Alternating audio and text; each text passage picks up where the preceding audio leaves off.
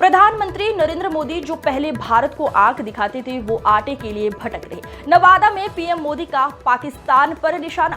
प्रधानमंत्री नरेंद्र मोदी ने बिहार के नवादा के कुंतीनगर मैदान में एक विशाल जनसभा को संबोधित किया। पीएम मोदी ने इस दौरान इंडी गठबंधन, कांग्रेस और आरजेडी पर जमकर निशाना साधा। उन्होंने इस दौरान पाकिस्तान पर भी निशाना साधा।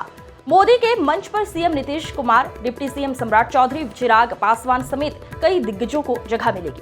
पीएम मोदी के सभा स्थल के आसपास सुरक्षा व्यवस्था टाइट देखी गई। फिर एक बार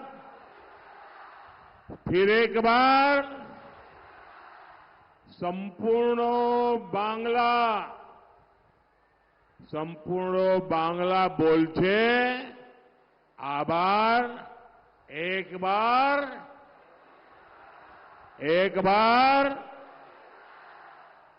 जलपाईगुड़ी ने भी तय कर लिया है कि 19 अप्रैल को जयंत रॉय जी को रिकॉर्ड वोटों से जिताएंगे। साथियों, ये चुनाव सिर्फ एक सांसद चुनने का चुनाव नहीं है। ये सशक्त भारत के लिए एक सशक्त सरकार बनाने का चुनाव है। जितनी ताकतवर मजबूत केंद्र सरकार होगी, उतना मजबूत दुनिया का भारत पर भरोसा होगा। फिर उतना ही अधिक निवेश यहां आएगा, फैक्ट्रियां लगेगी, विदेशी टूरिस्ट आएंगे। बीजेपी सरकार ने G20 की मीटिंग नॉर्थ बंगाल में इसीलिए रखी थी। मकसद यही था कि ये क्षेत्र इंटरनेशनल टूरिज्म मैच पर पहुंचे। आज केंद्र सरकार यहां चौड़ी सड़कें बना रही है, रेल कनेक्टिविटी बेहतर कर रही है। Dhupguri Jalpaiguri road, NJP station को आधुनिक बनाने के लिए भी तेजी से काम चल रहा है। ऐसे ही प्रयासों से नई नौकरियां, नए अवसर बनेंगे। हर परिवार का जीवन बेहतर होगा। सबको साथ लेकर, सबका विश्वास जीतकर सबका विकास करना ही तो भाजपा का लक्ष्य है। यही तो विकसित भारत का संकल्प है। एटाई तो विकसित भारतेर संकल्पो। और इस संकल्प के लिए आज हर भारतीय पूरी शक्ति से प्रयास कर रहा है। यहां जो लोग हैं, मेरी उनसे प्रार्थना है कि मैदान छोटा पड़ गया है। मैं जानता हूं आप मुझे देख नहीं पा रहे हैं, लेकिन आपके आशीर्वाद मुझे मिल रहे हैं, आपका प्यार मुझे मिल रहा है। और ये उत्साह, उमंग, शायद ऐसी सभा, इतना विराट दृश्य, ये तो बहुत बड़े आशीर्वाद है आपके। साथियों, विकसित भारत के सपने को पूरा करने के लिए मेरा भी हर पल, हर क्षण देश के लिए है। और इसलिए 24/7 मैं 2047 के लिए काम कर रहा हूं। 24/7 फॉर 2047 ये हम सबका संकल्प है और मेरा विश्वास है हम सब मिलकर विकसित भारत जरूर बनाएंगे। साथियों, एनडीए सरकार के 10 वर्ष गरीब एसटी परिवार माताओं बहनों के जीवन को आसान बनाने के रहे हैं। आप याद कीजिए, जिन करोड़ों गरीबों के पास बिजली, पानी, गैस कनेक्शन नहीं था, उसमें बड़ी संख्या में हमारे एसटी परिवार थे। शौचालय ना होने से हमारे एसटी समाज की महिलाओं को सबसे ज्यादा परेशानी होती थी। सरकार की योजनाओं में भ्रष्टाचार का सबसे बड़ा नुकसान एसटी परिवारों को उठाना पड़ता था।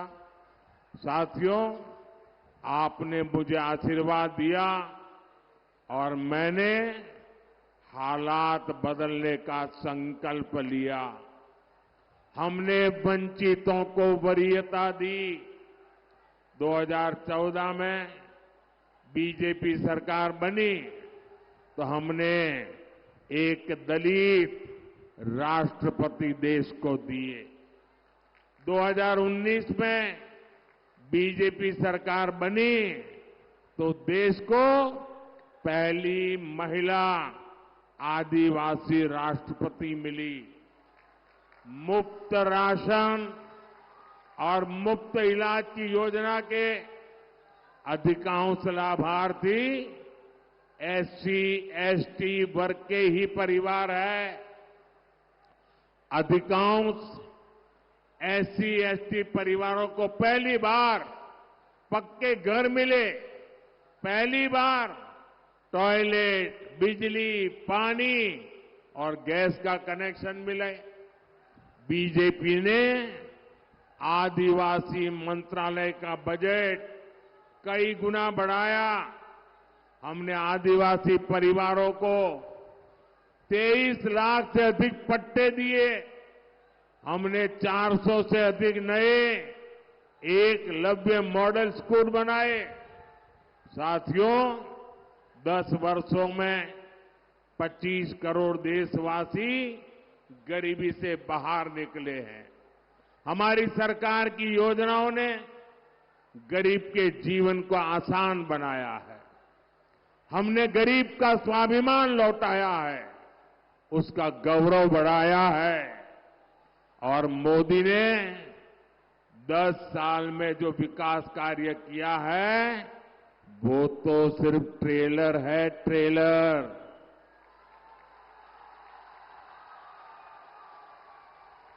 10 বছর যা হলো ওটা শুধু ट्रेलर ছিল।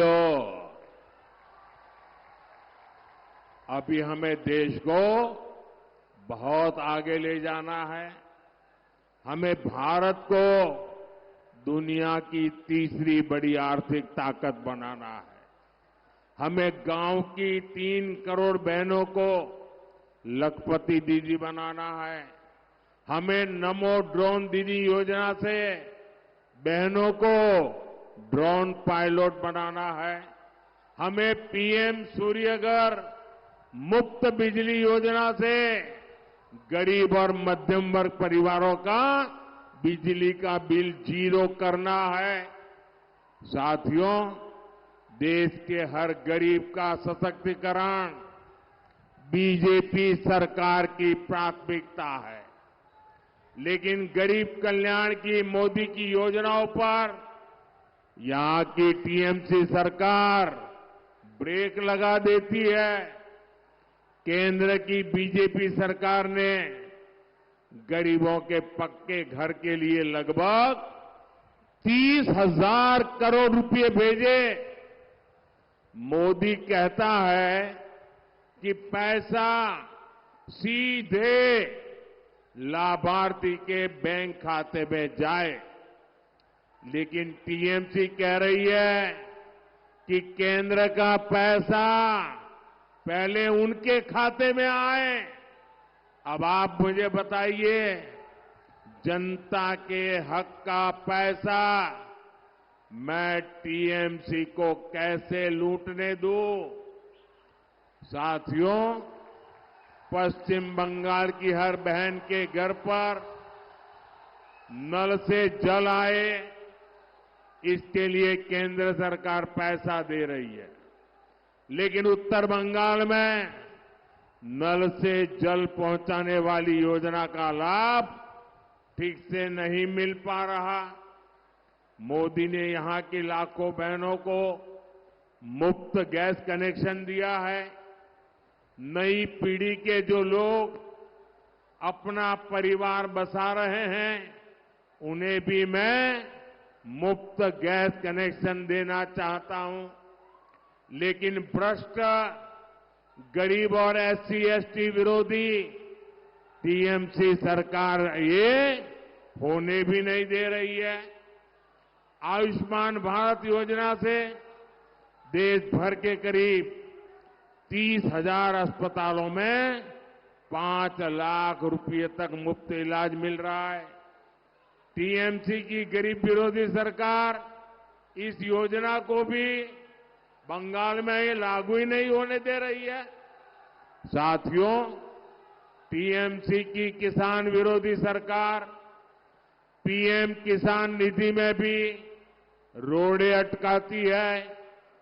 विदेशों में यूरिया की जो बोरी 3,000 रुपये की मिलती है, वो बीजेपी सरकार किसानों को 300 रुपये से भी कम दाम में दे रही है। लेकिन यहां इसमें भी भ्रष्टाचार हो रहा है, किसानों को परेशान किया जा रहा है।